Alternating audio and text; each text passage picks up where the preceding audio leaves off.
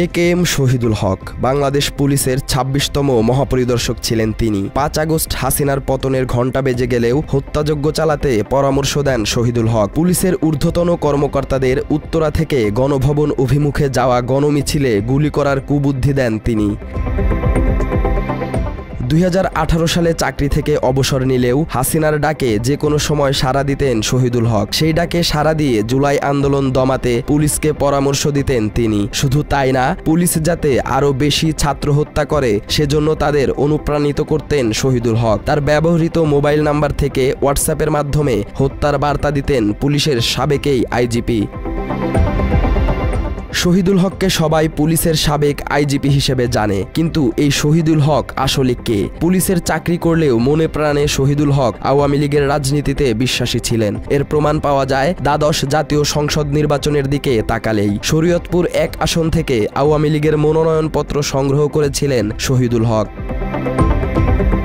এই শহীদুল হককে ২০১৪ সালে পুলিশের মহাপরিদর্শকের দায়িত্ব দেন শেখ হাসিনা। ওই বছরের ৩১শে ডিসেম্বর থেকে ২০১৮ সালের জানুয়ারি পর্যন্ত এই দায়িত্বে ছিলেন তিনি। জামায়াত ইসলামের শীর্ষ নেতাদের ধরে ফাঁসির মঞ্চে নিয়ে যাওয়া, শাপলা চত্বরে হেফাজত ইসলামের আন্দোলন দমনে হত্যাযজ্ঞ চালানো সহ আইজিপির দায়িত্ব দেয়া হয় শহীদুল হককে। ৫ই মে যখন হেফাজত বসে বলো শাপলা চত্বরে, হেফাজতে আমি ঢুকতে দিব না, আমরা ওদের ঢোকার কথা ছিল না, ৬টা পয়েন্টে তারা অবস্থান নিবি, সেভাবে পারমিশন নিছে, কিন্তু সরকারের উচ্চ পর্যায়ে থেকে বসে ঢুকতে দাও। হাসিনার ১৬ বছরের শাসনামলে বিরোধী দলকে দমনে সবচেয়ে বেশি ব্যবহৃত হয়েছে আইন শৃঙ্খলা বাহিনী, যার শুরু হয় শহীদুল হকের হাত ধরে। স্থানীয় সরকার নির্বাচনের সময় ঘনিয়ে আসলেই তৃণমূল পর্যায়ের বিএনপি জামায়াত নেতাদের ধরে নিয়ে যেত পুলিশ, আর তখন পুলিশের মহাপরিদর্শক ছিলেন শহীদুল হক। মাত্র ৩০% টাকায় জমির মালিক হয়ে নতুন বাংলাদেশের গড়ে তোলার স্বপ্ন দেখা বাংলা বসতি। সিকিউরিটি থ্রেট অ্যাসেসমেন্ট করছে, এত লোক এখানে ধরবে না, সবকিছু চিন্তা করে বলছেন এখানে না হয়ে আপনারা সেফ জায়গা আছে সেটা শরণার্থী উদ্যান করেন। শরণার্থী উদ্যানে মিটিং করতে আপত্তি রাখেন। একটি পর একটি ষড়যন্ত্র হয়েছে, এই ষড়যন্ত্রের ফলস্বরূপ জাতির জনকে হত্যা করা হয়েছে। ষড়যন্ত্রের কারণেই ২১শে আগস্ট ঘটনা ঘটেছে। হাসিনার ভোটারবিহীন নির্বাচনের সবচেয়ে বড় সহযোগী ছিলেন শহীদুল হক। ২০১৮ সালের জাতীয় নির্বাচনে দিনের ভোট রাতে বাস্তবায়ন করার মাস্টারমাইন্ড ছিলেন তিনি, কারণ তার মেয়াদকালে পুলিশের কনস্টেবল থেকে শুরু করে বড় বড় পদেও বসানো হয় আওয়ামী ঘেঁষা পুলিশ সদস্যদের, আর পুলিশের সর্বোচ্চ পদে থাকাকালীন তাদের নিয়োগ দিয়েছেন শহীদুল হক। তবে নির্বাচনের বছর চাকরি থেকে অবসরে যান তিনি, কিন্তু তার ৪ বছরের পরিশ্রমের ফল পায় আওয়ামী লীগ। পুলিশের সহযোগিতায় দিনের ভোট রাতেই শেষ করে সরকার গঠন করে হাসিনা। ভোট নিরপেক্ষ হয়েছে, ভোট শান্তিপূর্ণ হয়েছে। যারা সরকারকে সাপোর্ট করছে, যারা নির্বাচনে তাদের প্রার্থীকে সমর্থন দিতে চাইছে, তারা ভোট কেন্দ্রে আসছে, আমরা দেখছি। জনগণের সেবা না করে একজন পুলিশ কর্মকর্তা হয়েও আওয়ামী লীগের গোলামি করেছেন শহীদুল হক। সেই সুযোগে সম্পদের পাহাড় গড়েছেন তিনি। ৫ আগস্টের পর এসব সম্পদের নথি গায়েব করতে চেয়েছিলেন পুলিশের সাবেক আইজিপি, তবে গোপন সংবাদের ভিত্তিতে অভিযান চালিয়ে এসব নথি উদ্ধার করেছে দুদকের বিশেষ টিম।